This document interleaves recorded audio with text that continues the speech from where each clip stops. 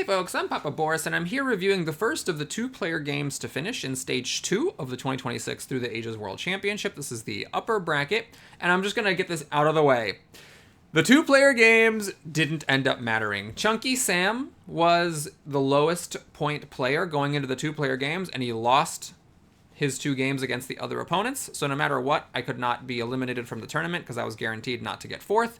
Meanwhile, the leading player going into the two-player games, Swalgustus Caesar, won both of his games against the other two opponents, so there was no way for me to catch up to him. So whether I won 0 games, or 3 games, or anything in between, what I did in the two-player games did not matter. This was just practice, and boy do I need it, because apparently two-player is my crappiest player count. Anyway, let's go ahead and take a look at this game and see what we can learn from it. Also, I got to give a shout-out on the subject of learning. A couple of people have given me, a few people actually, have given me really specific feedback in response to my Through the Ages videos, especially Thomas Riesener and, of course, my beloved Weidenbaum. So thank you both and anyone else who has commented on my games. It really means a lot when someone takes the time to give thoughtful, specific, point-by-point feedback on steps of the game that would help me get better, because I am trying to get better, and as a teacher in my day job, very little helps a person get better at an activity than having someone who is more skilled than they are watch what they're doing and give feedback. So thank you, I appreciate it immensely. Okay, let's begin the game. Chunky was up first and grabbed Hammurabi here. That's what I would have done as well, one of the best AJ leaders. For my choice, I had a few different options. I mean, you could settle for Alex and take a free resource. You could take Confucius. You could also take the pyramids. If you like the Acropolis, you can do that as well, though I do think the pyramids are better. I decided to grab Confucius. It's a little bit annoying that the pyramids are now guaranteed to fall off, but my thinking was that Chunky would probably take the pyramids over the Acropolis. I could be wrong in this. It may be correct to take the Acropolis, let the pyramids fall off, and stick your opponent with the Hanging Gardens, but I figured he would take the pyramids, and then I would just have the Acropolis and play with Confucius and the free science here. This is such a strong leader, I just didn't want to pass that up. So I grabbed him, and it went over to Chunky, and I think I got a little bit lucky, because fresh off the Age A deck was the Engineering Genius, and so now, if you want to play a Deprival strategy and grab the Acropolis, the Engineering Genius will actually land in the one spot for your opponent, and so Chunky didn't maybe want to do that, or maybe he just, like me, values the pyramids substantially over the Acropolis, so he grabbed them, made a mine, raised population, and of course grabbed the yellow card that was available for his extra Hammurabi action, and then he passed the turn. On my turn, then, I had a very easy turn. I played Confucius, grabbed the Acropolis, built a mine, and raised population. I do think it's a mistake to take Engineering Genius here. It's just 2 actions for 2 rocks, and yes, you're depriving your opponent of that, but I don't think it's worth messing up your first turn. That is my take on it. Now, Chunky Sam, with his 1 Hammurabi draw, actually drew an event, and he played it, so it was something playable, and up came the development of planning, and this was pretty interesting right out of the gates. So the development of planning options were free food, free rocks, or a free action. And I think here as Hammurabi, you have just a really weird turn. So you can take the Engineering Genius, obviously, and then you have 4 actions left to work with. You can use one of them to build a lab. But if you get the 2 free rocks from the event, you can't use those 2 rocks to do anything, because the first stage of the pyramid, it costs 3 rocks. Now, you could take the 2 free rocks and use 2 actions to build the first 2 stages of the pyramids, but then the Engineering Genius A isn't actually that helpful, since the final stage of the pyramid costs only 1 rock. I really stared at this turn a lot, and I could not think of a particularly great way to spend your 5 actions here, unless you do something weird like spend 3 actions for knights, which I know some people would do. It's not totally unreasonable with Jan von Shishkebab here. You could take that line. But Chunky's turn is going to look weird, and I was prepared to comment on how I didn't like his turn, but then I realized I couldn't actually think of a whole lot better to do. What he decided to do is take the development of civil life to get a free action and build a lab with it, with a 1 rock discount. And I was prepared to comment like, well, you have so many actions already, it's the turn to doldrums, you don't really want an extra action, better just to take the 2 rocks. But again, I couldn't think of anything super exciting to do with it. So he grabbed the Engineering Genius, got the lab built for free. He raised his population going into consumption, because, I mean, he just didn't have much else to do with his actions. Took a frugality for some resources and another speculative rich land. This has the disadvantage of filling up his hand, but with the Engineering Genius A and 4 rocks, he's guaranteed to finish the pyramids next turn, so the hand size limit shouldn't be an issue. Ultimately, I think this is an okay turn, but I'd be very curious, of course, if anyone has thoughts about a different way of doing it. again, maybe with the development of planning, taking 2 rocks instead of getting a free extra action. So for my part, I play an event. We get a free population increase. So Chunky's getting into consumption actually pays off because his free population comes from the 3 spot. I decide for my development of planning just to get the 2 rocks because I also have the turn 2 doldrums. So what I can do is build a lab, spend the 2 extra rocks to build the first stage of the Acropolis, and then I take the knights. You could also take swordsmen here and but then patriotism. So the 1 action cards aren't really that valuable. And having knights in case I get an H2 tactic involving knights and Jan Shishka, I could get off to an early lead in military and culture. So Chunky's up. He builds the pyramids, which makes sense. Grabs irrigation, makes sense. Researches it just to have actions to use, and then takes urban growth because he doesn't have any rocks. So even with a rich land, these are both age A rich lands, he actually can't raise his farm. Now he didn't have to research irrigation, but if he takes the urban growth and doesn't research irrigation, then his hand is full, so he can't take the swordsman or the Nostradamus. I think he made a perfectly fine play here. So on my turn, I decided let's not dick around. I played an event. We got free cards, which I'm happy with. It gives me something I can throw in here and be more likely to be okay with it as Confucius to get my science. I take iron. I'm like, you know what, let's just build the friggin' iron. I take it, research it, upgrade a mine. I don't want to go without rocks this game, and then I pass the turn. Chunky's up. He takes Columbus. And I think Chunky likes Columbus a little too much. I don't think he's that good of a leader, especially with about half the age still to go. You're just getting a colony, and that's not good enough for a leader slot, especially since Hammurabi is giving you an extra action. But he actually replaces Hammurabi with Columbus immediately, and I do think this is a mistake. As we'll see, I don't think he had a good enough colony to justify doing this. That is, however, just my opinion. He now has 5 actions left to spend. He upgrades a farm, upgrades another farm, gets rid of those stinky rich land A's. He's got his food online and a set for the rest of the game. Grabs 2 science and a couple extra food. The extra food I think he might have been a little bit sad about because he already has irrigation, so extra rocks would have been better, but there wasn't that much else for him to do. He could take drama here, but we don't have Gaudi or Bach or Marlene in the game. So this is like about the worst possible game for dramas, so I think that his decision just to pile up on food is pretty reasonable, even if in the short term it's not that significant. Now, I put a colony into the deck, and I decide to go for cartography here. I had already put a colony in earlier. I don't know if this is correct. It may still be better to go after warfare or breakthrough. These may be just more valuable cards than cartography, but it's what I decided to try. We got some free science here, so that makes the cartography easier. I upgrade a mine, raise population, and then just take and research the cartography. Again, not 100% sold on this as a decision, but it's what I went for, and then I passed the turn. Tragically, no horse tactics. I do have the fighting band, and I can use Shishka with it, though it's always very tame for Shishka to use the fighting band. But then still, it's 2 culture per turn, 1 extra strength, and extra military action. Like, it's not terrible, it's just not giving you a super huge military lead over your opponent. All right, now Chunky cashes out Columbus, and what he gets is the Developed Territory 1, which is 1 yellow token, a blue token, and 3 science. I just don't think this is good enough for your leader, personally. So I was happy to see that. Now he's operating without the extra actions from Hammurabi and didn't get a super great colony for it. He raises population a couple times, builds a warrior and another warrior. He then grabs a rich land for maybe upgrading a future iron and a breakthrough. These are just the yellow cards that were available. Remember, he can't take Jan because he's already had an age 1 leader, and then he passes the turn. So I was pretty happy about him taking this card because it means that Jan falls into my lap for 1 action. I play an event. It's a Confucius card. I take Jan. I play him immediately. I make a warrior and get the fighting band down, and then I have a choice to either get the Acropolis built or upgrade my last mine. I decided to finish the Acropolis. That's a bit tame. It's not doing anything in the short term except giving me 1 strength and a culture. And with me taking cards off, it wasn't super likely that the age would end, but I had 2 actions left to spend, and these were not very appealing cards. So notice I take this rich land here. Now it's going to be down to 5, and Mr. Chunks, he'd have a hard time triggering the end game. He'd have to take 2 cards from outside the 3 to trigger the end, and he's got a hand limit of 5, so it would be like a little bit tricky, but not impossible. And certainly he might be tempted to do it if it means getting rid of my wonder. So I was willing to sacrifice a rock to get this wonder built and not worry about it. Plus, I do get back a rock, even though I have to, spend 2 actions to grab this rich land. I'm passing on swordsman here, which, maybe is a bit of a risk because I could want some ways to get extra strength. As we'll see, strength ends up being a running theme throughout this game. The Chunkster's up. He grabs the knights, researches them, makes one, and he's got a medieval army. He then puts the university under construction, which I was happy to see because you know me, I don't like building universities on 3 bronze mines.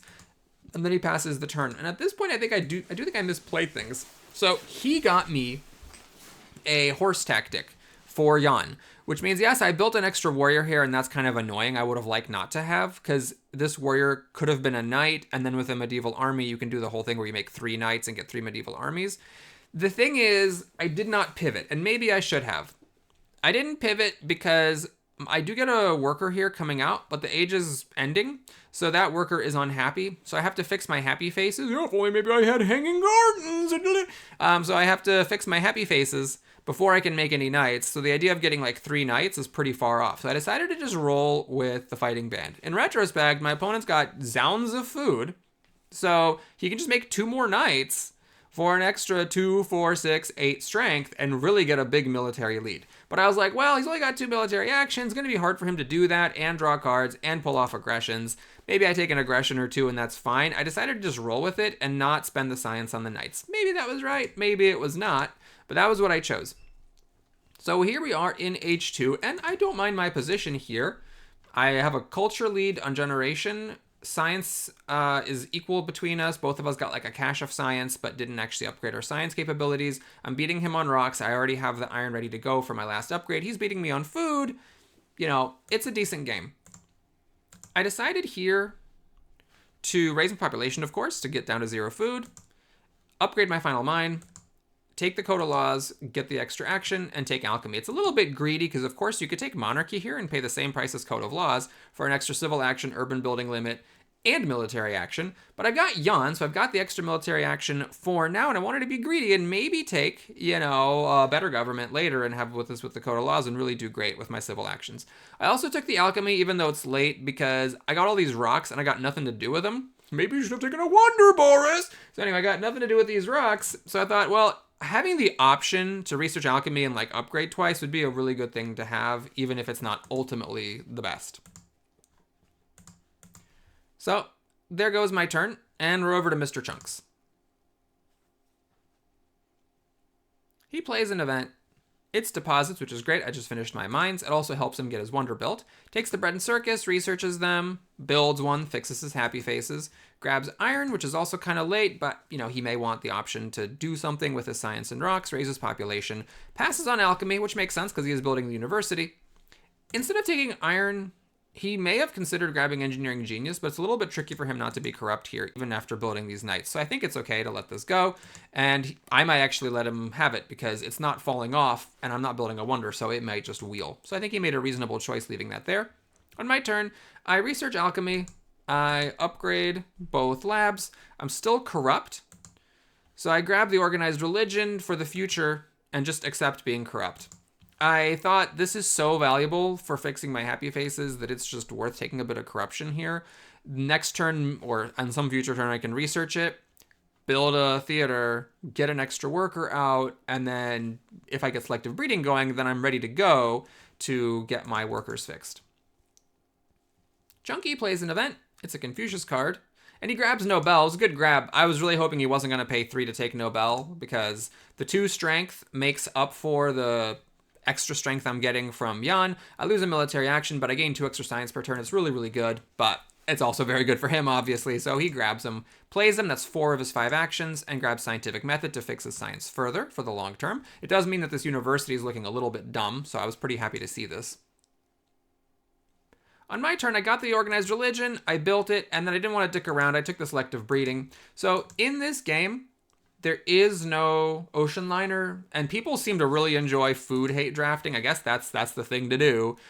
I don't like it myself because you are spending a decent chunk of your actions to hate draft a card that doesn't benefit you in any way, and your opponent often has other ways to try to work around the food loss. But in this case, I just didn't want to mess around. I've got the science, I got the rocks, I can fix my food next turn.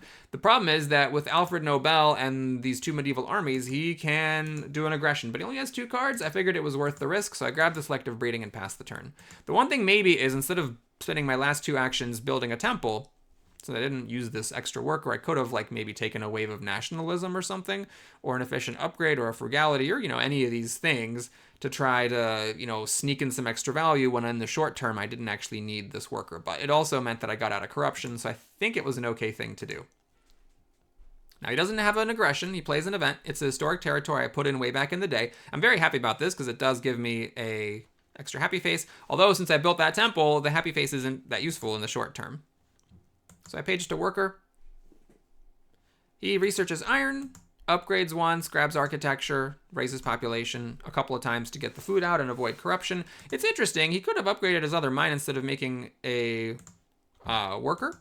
And he didn't use that worker to make a knight right now. So maybe it would have been a bit more precise to get the mines fixed because the worker didn't do anything in the short term. And by not doing a mine right now, he threw away a rock.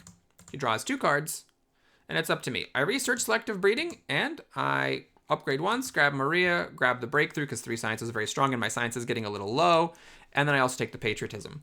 Now, I could have built another lab. I do have the ability to do that thanks to the Acropolis, but that felt really scary to me because I am going to need these workers to fix my military. And I have the knights in hand, so there's like, well, maybe now that I only have 1 warrior, I could maybe build the knights at some point. In fact, I could have done that this turn instead of getting the selective breeding, but I decided to go for it. Again, just kind of hoping that with only 2 military actions and not many cards, he didn't have a good aggression worth playing. But he did, and he spied. That was a really tough one because now it means I cannot research knights next turn. So that was definitely a hard hit. He grabs the Republic. He didn't actually need the spy to be able to research it because he had so much science saved up, but now he fixes his actions, gets the architecture, finishes the university, grabs engineering genius for his next wonder, and a reserves, and a justice system. He just had a whopper of a turn. So now at this point, I was definitely feeling nervous, but I do have a culture lead. I'm okay-ish on science, although I just, obviously lost 5 to him. I still am all right at it.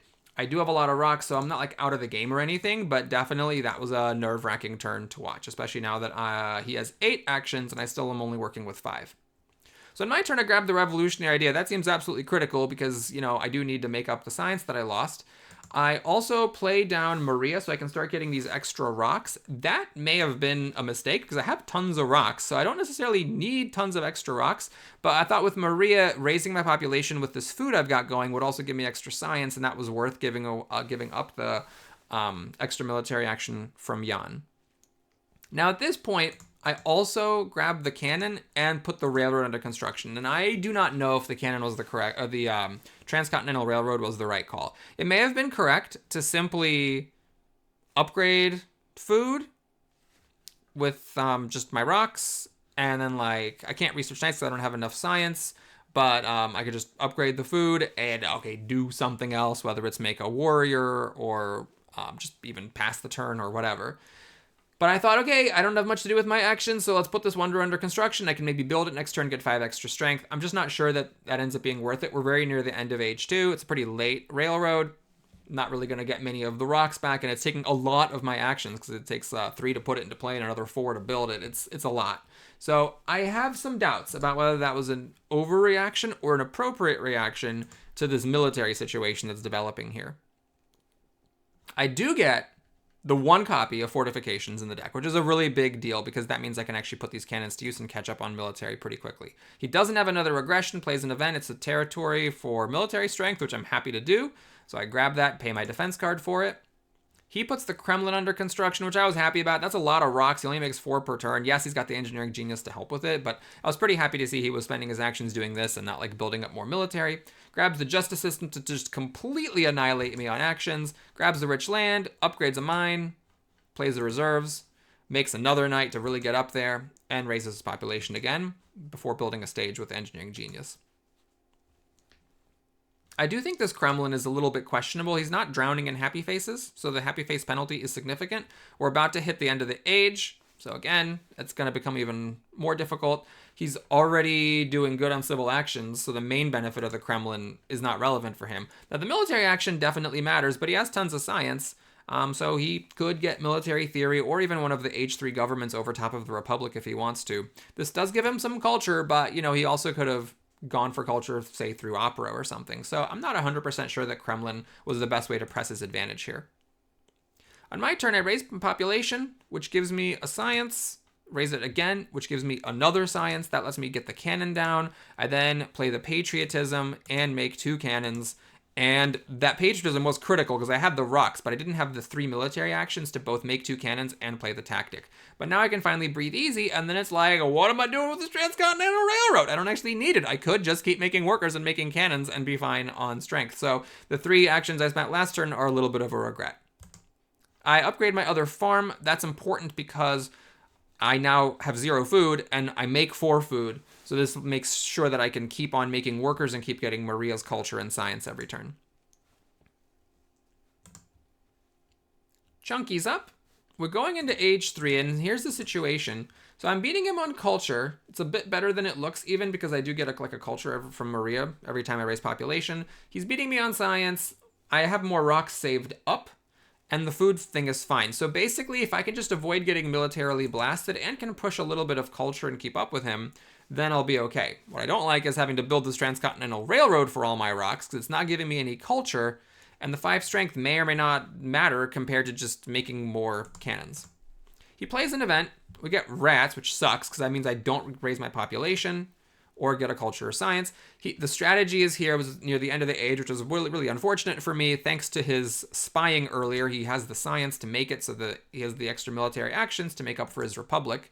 He builds another arena. He's getting ready for Pierre, who's in this game, upgrades his final mine, and then just grabs yellow cards for resources with his giant stockpile of civil actions. The good news is he's still not really making any culture. On my turn, I build the Transcontinental Railroad, and I make a cannon, using Maria's resources to temporarily get ahead. I also grab the Constitutional Monarchy. This is a move I have some misgivings about. So I could, of course, make it, and it fixes my actions, but it may have been smarter for me to get the Opera and just ride it out on 5 actions for the rest of the game. The Opera does go nicely with Chaplin if he comes out, and even if I just have, like, Churchill or Mandela to go with the Operas, just leaders that give culture, plus the 3 culture from Opera, I could just stall out the rest of this game and try to win on culture. He does have a huge lead on civil actions, and his military actions are good, but his military is hard to develop. I had the classic army, so I know he doesn't have that. So the riflemen here are not going to let him make a classic army. They just give him basically 6 raw strength. But, you know, maybe I can survive that by making my more efficient army with the cannons. So I think it may have been smarter for me to prioritize the culture here over this very late age 2 government. Not 100% sure. Chunky plays an event. It's the freedom of movement. He does something with this. He turns a warrior into a bread and circus, so he's leaning in on getting Pierre when Pierre shows up. He grabs the rifles, grabs the cannons, finishes the Kremlin, and then just takes yellow cards for resources. There's not a lot he can do, but he breaks through the scientific method and uses efficient upgrade to get a lab up to really get going with the science. Notice Chaplin's out, so if I had taken Opera, then I could have gotten Chaplin Opera going here and gotten a big culture lead. The Iconoclasm hits, which kind of sucks because it means I now have waited out the rats and I'm ready to raise population and get a culture and science from Maria, but she dies, which sort of stinks. And here, I grab oil, research it, and upgrade 1. Now that goes with the railroad, but I don't have any way of turning rocks into points. So I'm not 100% sure that was actually worth the science compared to just doing revolutionary idea and going into constitutional monarchy. I have deep misgivings about that decision. I grab tanks and I raise population. I think this is actually also a mistake. The reason I took tanks is because I have this, but I got a major science problem. And I don't think I'm gonna, this is not enough extra strength to matter. What I should have done instead of raising population and taking tanks, I wasn't corrupt. I should have just grabbed the reserves. I mean, that's just 4 rocks or 4 food, and that would have been more helpful to me than these tanks that, spoiler alert, I'm never going to end up using. So I do think I'm bungling it a little bit here in H3. Mr. Chunks is up. He plays an event. We get free food to help us counter the rats, but of course Maria's dead, so I don't get to benefit from it that much. He finishes fixing a science, grabs the yellow cards for resources, puts the United Nations under construction so he can turn his rocks into points and start catching up. Also makes a cannon, and he's got a modern army. So it's like a bad Napoleonic army, basically. It's 7 strength, but that is pretty good. It does get him in the lead here, making me afraid to play events. And now on my turn, I think I make another mistake. So here, what I think I have to do is take multimedia. I just need a way to get points. I got a zillion rocks. I can make 1 multimedia per turn. The strength situation is okay. It's going to be a little bit difficult for him to do a war on me, because it's going to take 3 actions to declare the war. I can make tons of cannons. I have zillions of rocks. I mean, granted, I can only make 2 cannons per turn, but I think that's what I needed to do.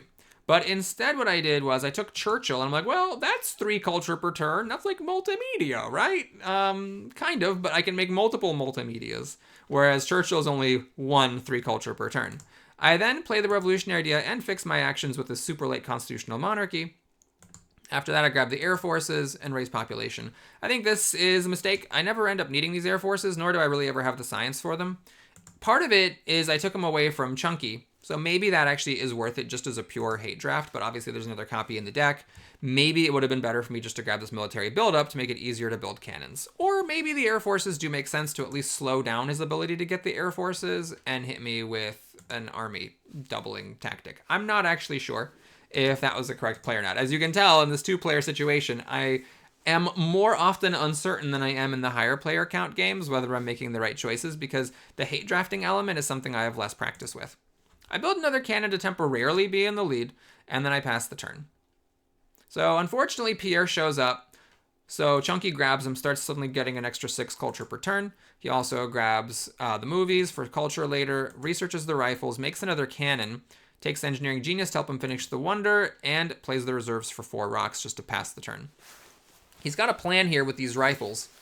He upgrades one, but doesn't do anything else yet. He's still technically behind me on strength because his army is still out of date. He didn't want to sacrifice any draws, so I'm aware of the fact that he can now upgrade this rifle for extra strength and still declare a war. Note, however, that this modern army is still out of date because of the knights.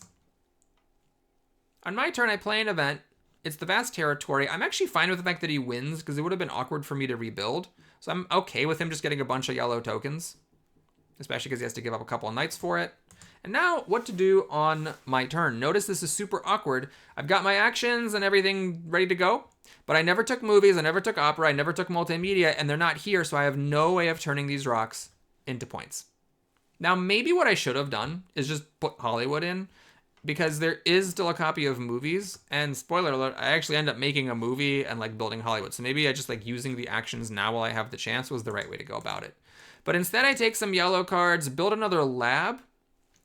The extra science, I'm actually not sure what the extra science is for, to be honest with you, because with 9 science, I still could have researched air forces. So the 10th science doesn't actually threaten anything. I've got Churchill giving me a 3 science discount. I'm actually not sure why I built this lab. Like, that's a very purposeful lab build, right? But maybe I should have just built another temple to sneak in a little bit of extra culture. I'm not sure what I was thinking with that move. All right, so Mr. Chunks is up. Thankfully, no wars or anything. He raises his population. That was his last chance, by the way, to declare a war. Plays military buildup. And here was his trick. He's been saving a Napoleonic army, which is fully up to date. And now he's beating me on strength quite a bit. In fact, he takes the air forces, researches them, and make an airplane. So now he's really ahead of me on strength. Also grabs the satellites, revolutionary idea, and another reserves to round out the turn. So now on my turn, I have 2 turns left. I'm going to finally get some culture. I take movies, play them, make a movie. I actually have the rocks to make another movie, but I really want to put Hollywood under construction. I figure next time I can make a movie and then build the Hollywood. Here, I blow up a mine and make another cannon. And the reason for that is specifically that I have 2 Age 3 defense cards. 2 of them plus 2 more gives me exactly 14 strength to ward off Chunky's aggression if he decides to play an aggression. He's already used Pierre's Olympics, so he's gotten the 8 points, and he can aggress upon me at will. I make a mistake here, though. Notice I don't use Churchill's power to make the cannon with a 3 rock discount. This actually ends up being very significant. So we'll see how that is in a moment, but I pass the turn, and we're going over to Mr. Chunks. He does an aggression, so he doesn't get to play an event for 3 points, and he fails, exactly. He now gets one of the best United Nations I've ever seen. So after playing all this stuff and researching stuff and building a movie for some points, he builds the United Nations, gets 16 points because he has 4 wonders and also, for that matter, 4 blue technologies, and he actually pops this impact of competition for another 6 points. So that is a basically 22-point United Nations, which is about as good as that wonder can ever really be. He then just takes some stuff and passes the turn. Now, imagine if during this turn I had 3 more rocks, so 35 instead of 32. If I had 35 rocks, what I could do on this turn is make 2 movies and build Hollywood. That's 11 plus 11 is 22, and 22 plus 16 is 38. Right now with 32 in this reserves, I have 36. But if I had 3 extra rocks, I would have 39.